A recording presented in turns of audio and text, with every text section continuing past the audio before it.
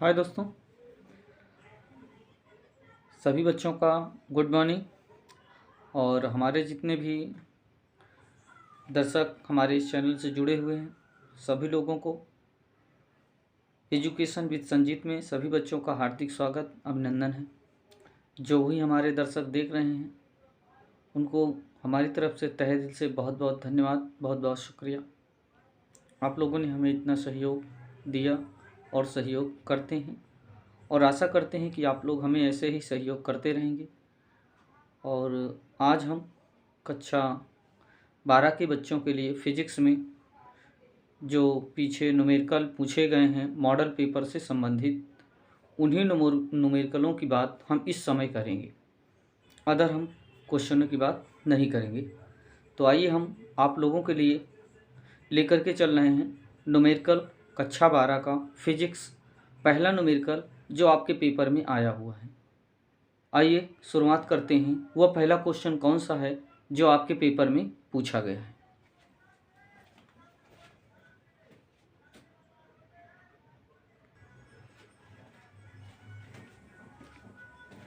आइए दोस्तों, आइए चलते हैं। पहला सवाल हमारा है कि 4 डायोप्टर और -2 डायोप्टर क्षमता के दो लेंस संपर्क तल में रखे हैं। संपर्क तल में क्या है, रखे हैं। तो कह रहे हैं ज्ञात कीजिए कि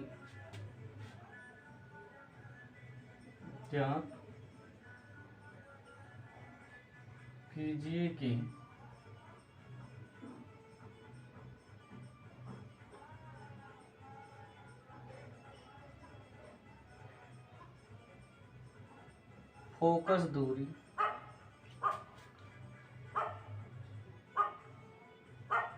का मान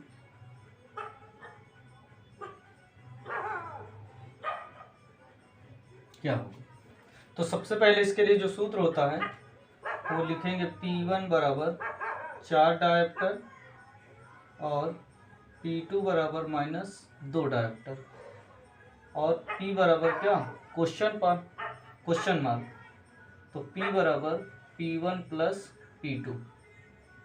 P1 का मान है 4, P2 का मान है -2। P बराबर आएगा 4 - 2 या P बराबर निकलेगा 2 डायोप्टर। अगर हमें फोकस दूरी की गणना करना है तो F बराबर होता है 100/F, 100/F, और वो भी किस में, सेंटीमीटर में। तो F बराबर 100/,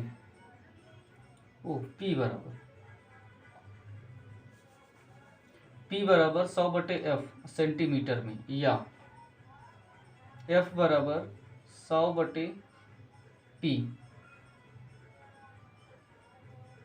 P का मान है 2, 2 1 कम 2, 2 पंचे 10, अर्थात F बराबर 50 सेंटीमीटर। मतलब जो फोकस दूरी का जो मान निकल करके आया है वो कितना आया, 50 सेंटीमीटर। तो इस प्रकार से आप जो है सवाल आपके अगर पेपर में आए तो आप आराम से जो है उसको लगा लीजिएगा। तो इसे नोट करिए, फिर आगे की ओर हम चलते हैं। हाँ, आशा करते हैं कि आप लोगों की यह एग्ज़ाम में ज़रूर पूछा जाता है और कई बार पूछा भी गया है। तो इसलिए आप लोग ध्यानपूर्वक इसे देखिए और रिवीजन करके आप पेपर के समय में ज़रूर चाहिए इस प्रकार के सवालों को। तो चलिए शुरुआत करते हैं अगले क्वेश्चन की। इसे आप जो है नोट करिए।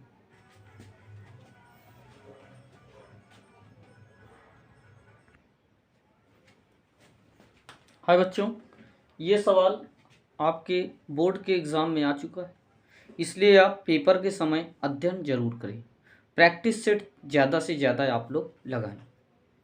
तो चलिए देखते हैं दूसरा सवाल आखिर कह क्या रहा है और कैसे आपको लगाना है।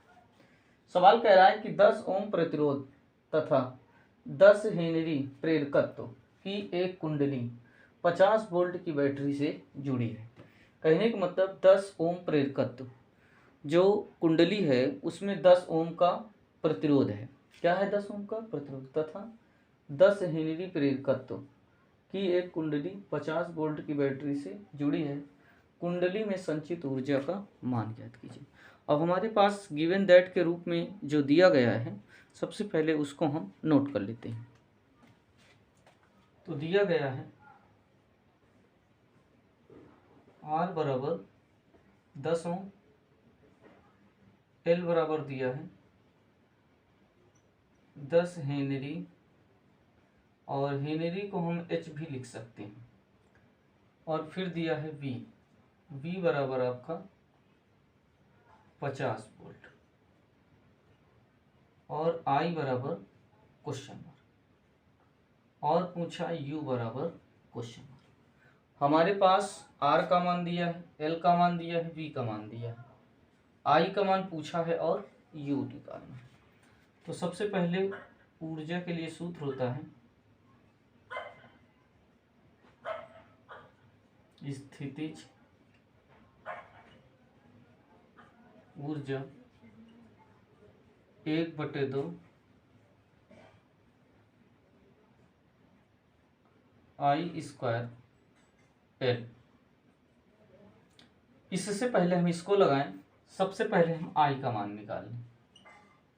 वो होता है सूत्र ओम का नियम, इसके लिए होता है V बराबर IR। तो V का मान दिया है 50, I का मान दिया है, ज्ञात करना है, R का मान दिया है 10। 0 से 0 काट देंगे, I बराबर निकलेगा 5 एम्पियर।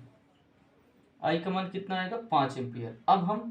अब हमें जो है धारा का मान पता चल गया और L का मान पता चल गया। अब हम U का मान निकाल सकते हैं। तो लिखेंगे 1/2 I का मान लिखेंगे 5, इसका स्क्वायर, और L का मान दिया है 10।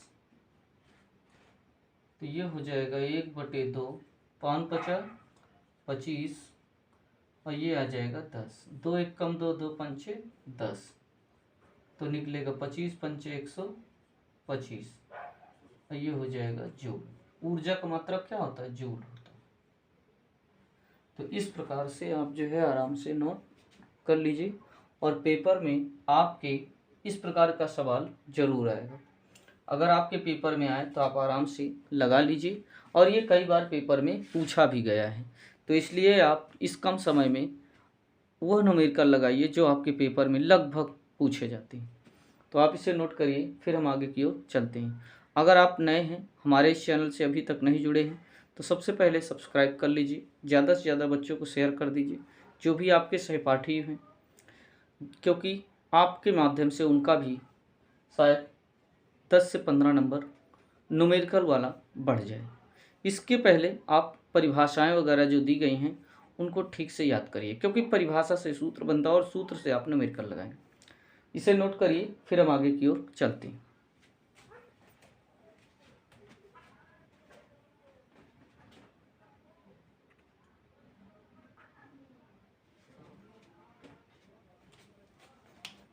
आइए बच्चों, आइए चलते हैं सवाल नंबर 3 की ओर। ये भी आपके पेपर में कई बार पूछा गया है। तो इस सवाल को आप कैसे सॉल्व करेंगे वो हम आसान सा तरीका आपको जो है बताते हैं। तो सबसे पहले हम क्या करते हैं, क्वेश्चन को ध्यानपूर्वक पढ़ लेते हैं। कह रहा है किसी पर्दे के बिंब से 90 सेंटीमीटर दूरी पर रखा है। कोई वस्तु है जो 90 सेंटीमीटर दूरी पर रखा है पर्दे से। तो कह रहे हैं किसी उत्तल लेंस द्वारा उसे एक दूसरे से 20 सेंटीमीटर दूरी पर रखकर प्रतिबिंब बनाया जाता है। मतलब जो भी वस्तु 90 सेंटीमीटर की दूरी पर उत्तल लेंस से रखा है, उसका जो प्रतिबिंब बनता है वो 20 सेंटीमीटर की दूरी पर बनता है। तो कह रहे हैं फोकस दूरी की गणना कीजिए।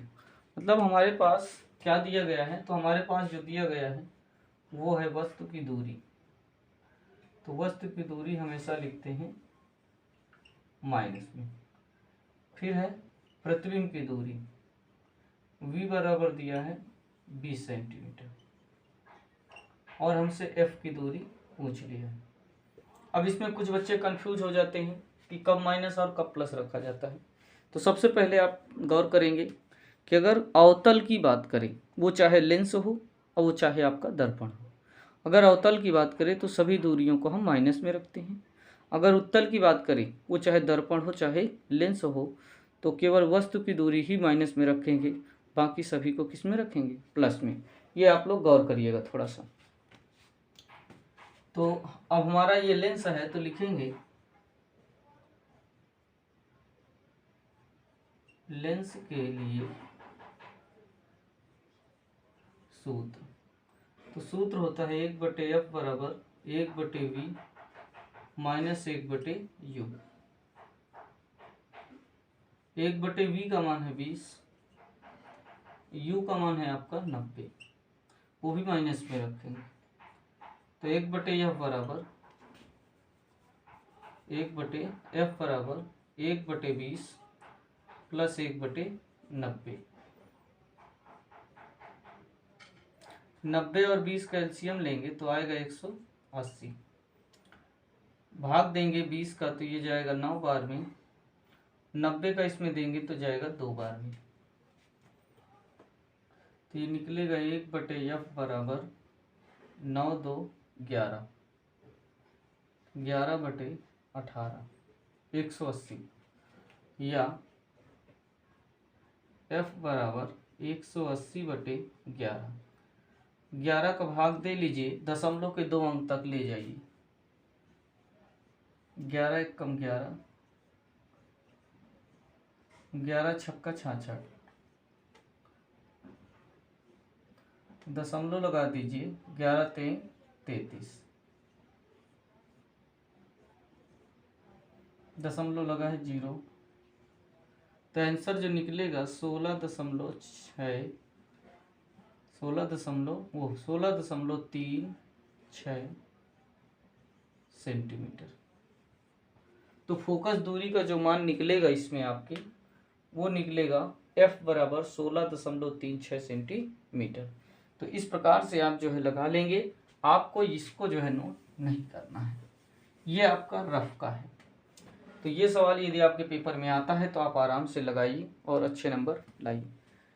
तो आप इसे नोट करिए, फिर हम आगे की ओर चलते हैं। आज हम उन्हीं सवालों की बात करेंगे जो आपके पेपर में बहुत ही महत्वपूर्ण है। तो ध्यानपूर्वक ये क्वेश्चनों को देख करके ही आप पेपर में बैठिएगा, जिससे शायद आपके पेपर में अगर आए तो आप अच्छे तरीके से लगा सकें और अच्छा नंबर ले आएं।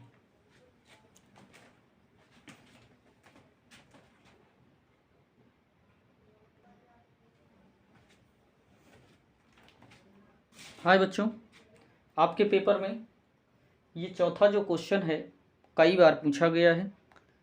मॉडल पेपर में सेट को उठा करके देख लीजिए आप, ये क्वेश्चन आपको जो है मिल जाएगा।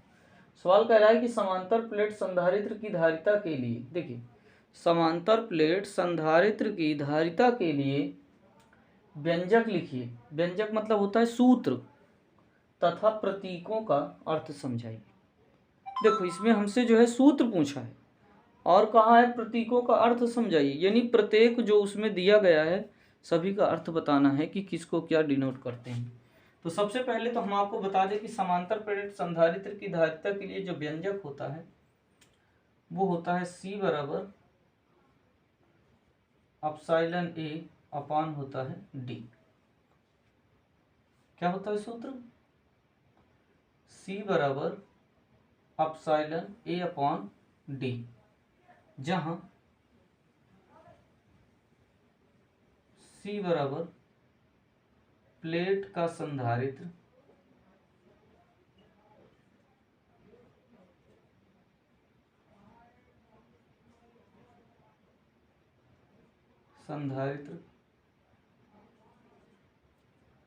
एप्सिलॉन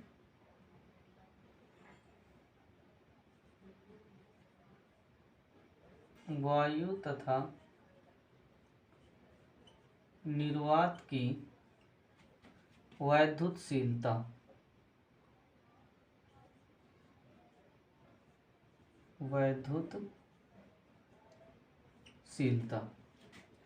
और जो A होता है प्लेटों के बीच का क्षेत्रफल होता है। प्लेटों के बीच का क्या होता है? क्षेत्रफल। और D जो होता है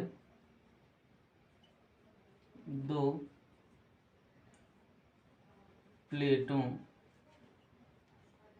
की बीच की दूरी। ध्यान दीजिएगा बच्चा, देखिए भाई समांतर प्लेट संधारित्र की धारिता के लिए जो व्यंजक होता है अर्थात जो सूत्र होता है वो होता है C बराबर एप्सिलॉन A अपॉन D, जहाँ C बराबर प्लेट का संधारित्र, एप्सिलॉन वायु तथा निर्वात की वैद्युतशीलता, के जो होता है प्लेटों के बीच का क्षेत्रफल, और डी जो होता है दो प्लेटों के बीच की दूरी। तो ये आपके यदि पेपर में पूछा जाए तो आप आराम से लिख दीजिएगा, और आपका ये 2 नंबर का क्वेश्चन पूछा जाता है। अगर आप नए हैं तो आप लोगों को सबसे पहले सब्सक्राइब करना है हमारा चैनल। आपके जो दोस्त हों उनको भी आप बताइए और उनको भी कहिए कि चैनल को सब्सक्राइब कर लें, क्योंकि फिजिक्स से संबंधित जो भी क्वेश्चन पूछे जाते हैं हम आपको 100 नहीं 90% हम गारंटी लेते हैं कि जिस प्रकार के क्वेश्चन पूछे जाते हैं वो हम आपको बताने का प्रयास कर रहे हैं। तो ये आपका पेपर में कई बार पूछा जा चुका है, तो इसलिए हम ये सवाल आपको बता दिए। अब अगर आप दोबारा आपके पेपर में आता है तो आप इसे भूलिएगा नहीं और लिख करके जरूर आइएगा। चलिए आगे की ओर चलते हैं, और अगला क्वेश्चन कौन सा है आपको बताते हैं।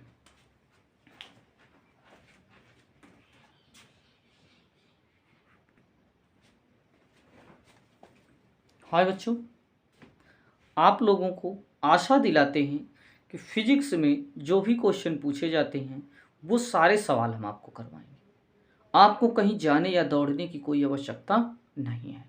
केवल आप वीडियो को हमारे ज़रूर देखिए अगर आपको फिजिक्स में अच्छे से अच्छा नंबर आपको लाना है। आप पेपर को दे करके जब आप लौटेंगे तो कमेंट बॉक्स में ज़रूर लिख करके भेजेंगे, ये हमारा वादा है कि सर हमारा पेपर बहुत अच्छा गया है। तो इसलिए अपने मुंह से मिट्ठू नहीं बनने चाहते, सिर्फ आप लोगों को हम जो क्वेश्चन बता रहे हैं केवल उन्हीं क्वेश्चनों को आपको करना है। चलिए सवाल पढ़ते हैं। 5वां नंबर जो सवाल है कह रहा है दो संधारित्र जिनकी धारिताएं क्रमशः 20 माइक्रोफैरड तथा 30 माइक्रोफैरड है, तो धारिताओं का समांतर तथा श्रेणी में तुल्य धारिता का मान ज्ञात कीजिए। मतलब तुल्य धारिता आपको बताना है कि कितनी होगी। हमारे पास दो धारिताएं दी गई हैं, कौन कौन सी हैं? पहला जो दिया है वो दिया है C1 बराबर 20 माइक्रोफैरड, और C2 जो दिया है वो दिया है 30 माइक्रोफैरड। अब हमसे जो है समांतर में और श्रेणी में तुल्य धारिता का मान पूछा है, तो सबसे पहले हम लिखेंगे श्रेणी क्रम में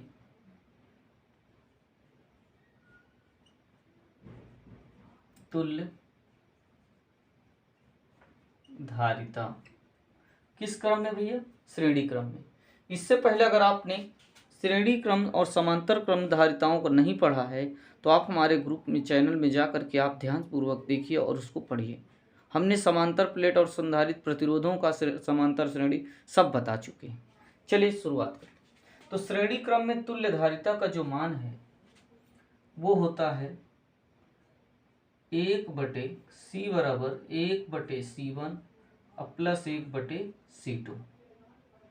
तो 1/C बराबर 1/C1 मतलब 20 और C2 दिया है 30। इनका अगर हम एलसीएम ले लें तो आएगा 60।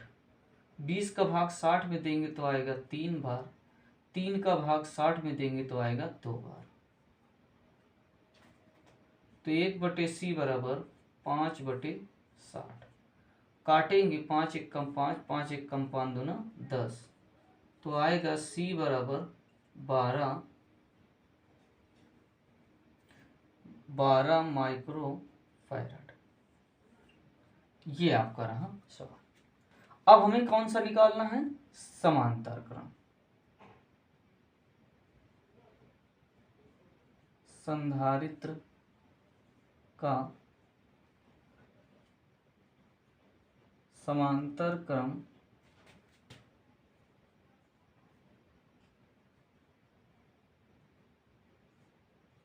में तुल्य धारिता।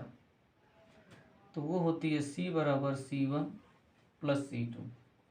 C1 का मान दिया है 20, C2 का मान दिया है 30, तो जोड़ेंगे तो ये आ जाएगा 50 माइक्रो। तो इस प्रकार से क्वेश्चनों को आप छोड़ करके नहीं आएंगे, आशा करते हैं कि आप लोग लगा करके आएंगे। तो आप इसे नोट करिए, और इस प्रकार के आप क्वेश्चन बैंक वगैरह में बहुत से क्वेश्चन आपको मिल जाएंगे। अगर ये बात समझ में आ गई है तो आप हमारे कमेंट बॉक्स में लिख करके ज़रूर भेजिएगा, क्योंकि आप लोग कमेंट बॉक्स में अपनी समस्या को भेजेंगे तभी हम आपके क्वेश्चनों को हम सॉल्व करेंगे। चलिए इसको आप लोग नोट करिए, फिर हम आगे ले चलते हैं। उन्हीं सवालों के बारे में बात कर रहे हैं, और जब तक आपका पेपर नहीं होगा तब तक इसी प्रकार के सवालों को आपको देते रहेंगे, जिससे आपका फिजिक्स में अच्छा से अच्छा नंबर आ सके।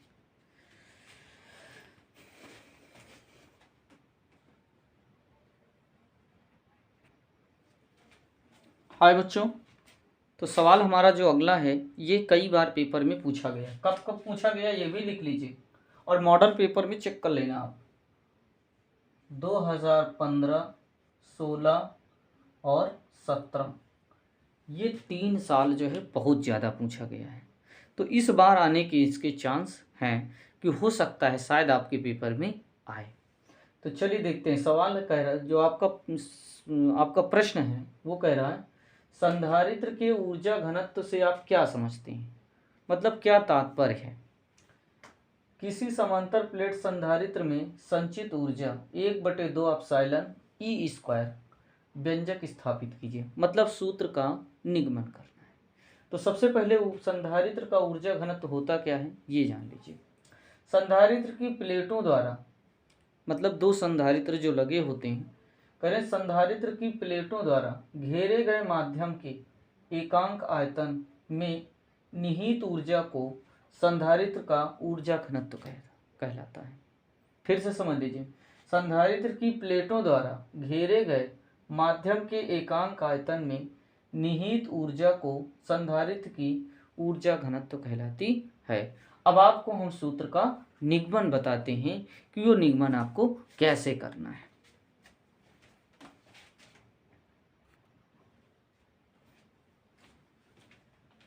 हाय बच्चों,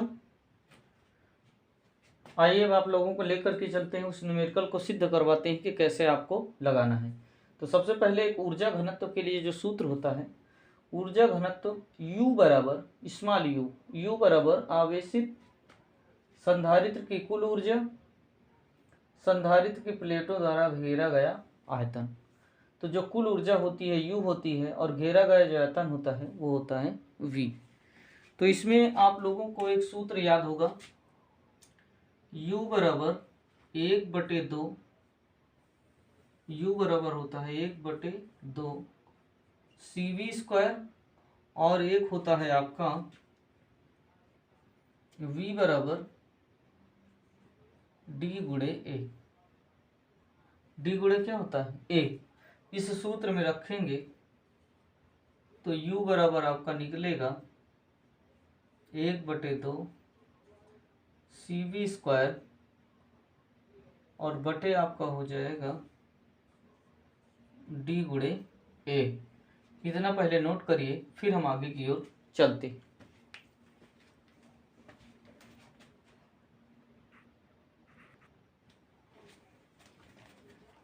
हाय बच्चों, चलिए देखिए आगे। अब आगे इसमें जो दिया है 1/2 CV स्क्वायर बटे D गुणे A। तो एक सूत्र होता है, अगर याद हो आपको, तो C बराबर होता है एप्सिलॉन KA अपान होता है D। तो अब इसमें जहां लिखा है C, उसके दर पर जो है हम इसे लिख सकते हैं। तो ये हो जाएगा U बराबर 1/2 गुणे C के दर पर रखेंगे एप्सिलॉन KA, और बटे आपका हो जाएगा D। अब पूरे का बटा आ जाएगा D, और गुणे आपका हो जाएगा A। अगर हम इसको थोड़ा सा मेट दें आप लोगों के, ये आपका, तो अगर इसमें आप जब गुणा करेंगे तो u बराबर निकल करके आएगा एप्सिलॉन के ए अपॉन 2d, और इसके नीचे हम एक मान लेंगे तो ये पलट जाएगा, 1 आ जाएगा d गुणे ए से ए क्या हो जाएगा, कट जाएगा, तो u बराबर निकल करके आप आ जाएगा एप्सिलॉन के अपॉन 2d²। आप इसे नोट करिए, फिर आगे की ओर हम चलते हैं। इसे समीकरण कितना मान लीजिएगा, 1।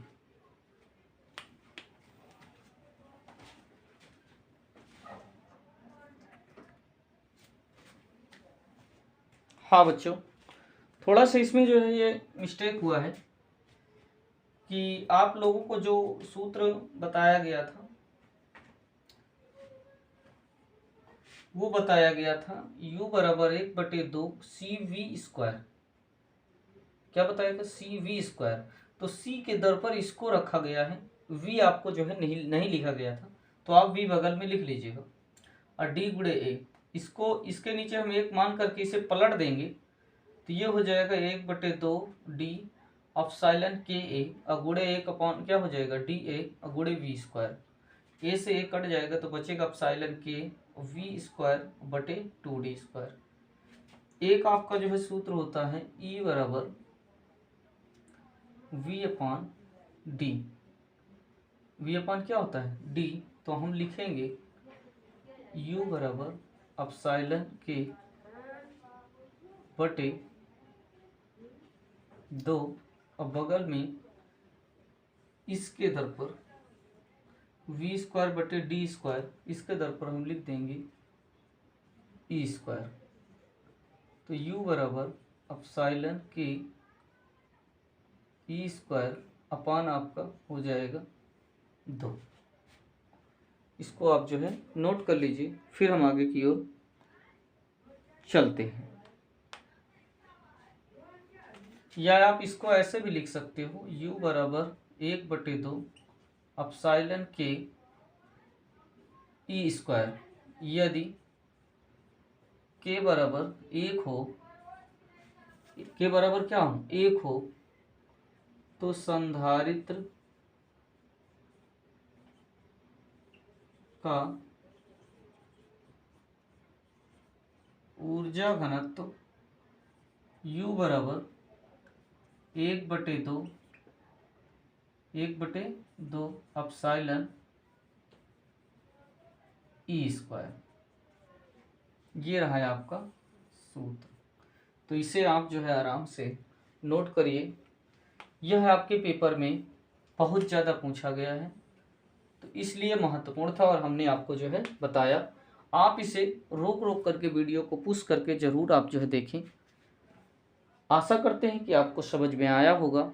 अगर समझ में आया है तो लाइक और सब्सक्राइब करिए और ज़्यादा से ज़्यादा बच्चों तक शेयर करिए। आप इसे नोट करिए, फिर आगे की ओर हम चलते हैं।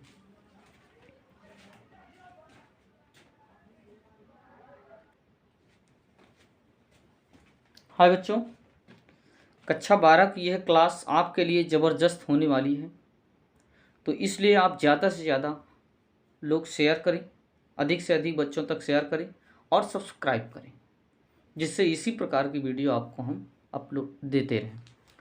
चलिए देखिए, 7वां क्वेश्चन है कि 3 संधारित्र C1, C2 और C3, मतलब 3 संधारित्र हैं, एक है C1, दूसरा C2 और तीसरा है C3, श्रेणी क्रम में जोड़े गए हैं, तो इनकी तुल्यधारिता का व्यंजक स्थापित कीजिए। क्या स्थापित कीजिए, व्यंजक मतलब सूत्र व्यंजक स्थापित कीजिए।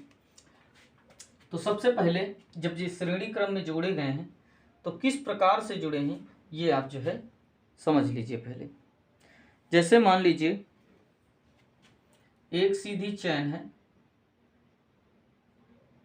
इस प्रकार से, और इसमें ये संधारित्र जुड़ा, पहला C1, C2 और आपका C3 इस प्रकार से जुड़ा हुआ है तार में। तो कह रहे हैं ये श्रेणी क्रम में यदि जुड़ा है तो इसका तुल्य प्रतिरोध धारिता ज्ञात कीजिए। तो चलिए देखते हैं हल करेंगे कैसे। लिखेंगे मानक परिपथ में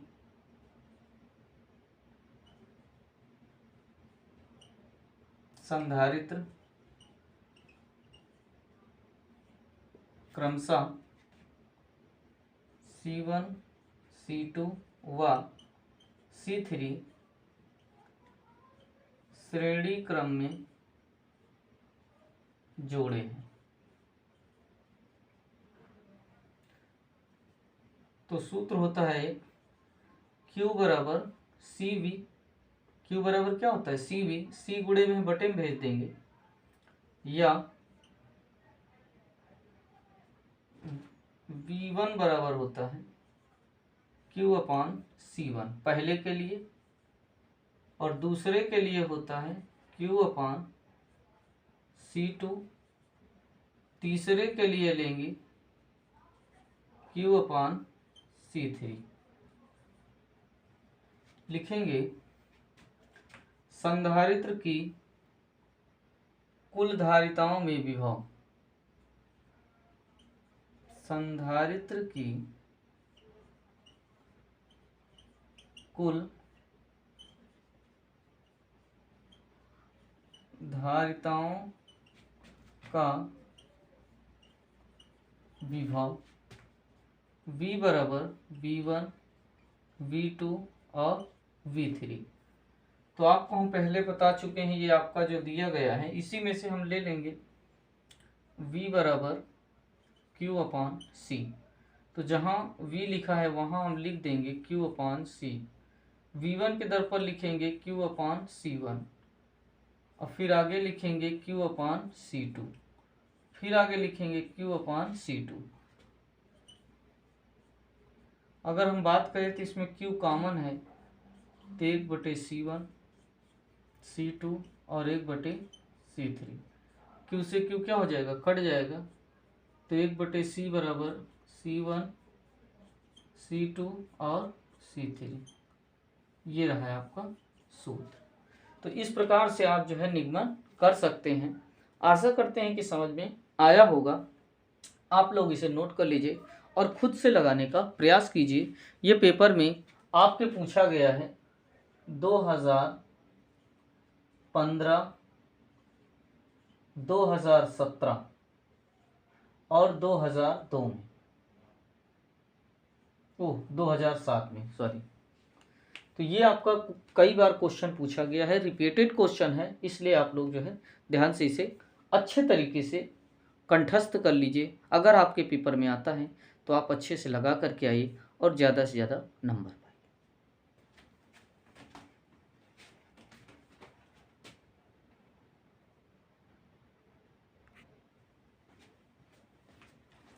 तो आज के लिए हम इतना ही रखते हैं। आप लोगों के लिए हमने 7 क्वेश्चन दिए। वो 7 क्वेश्चन रिपीटेड क्वेश्चन हैं जो आपके फिजिक्स में पूछे गए थे। आप लोगों को ये जो दिए गए सवाल थे, आप लोगों को अपने से खुद से मेहनत करके लगाना है। नकल करके चाहे आप लगाएं, लेकिन आप लगाएं ज़रूर, क्योंकि जब तक आप प्रैक्टिस नहीं करेंगे तब तक आप न्यूमेरिकल नहीं लगा पाएंगे। तो सबसे पहले सूत्र याद करिए और फिर सवालों की प्रैक्टिस करिए। जितने हमने 7 सवाल दिए हैं इनको आप प्रैक्टिस ज़रूर करिए, अगर आपको अच्छे तरीके से और अच्छा नंबर लाना है तो आज के लिए इतना ही रखते हैं। नेक्स्ट दिन फिर मुलाकात होगी। अगर आप नए हैं तो हमारे इस चैनल को सब्सक्राइब करिए और ज़्यादा से ज़्यादा बच्चों तक शेयर करिए।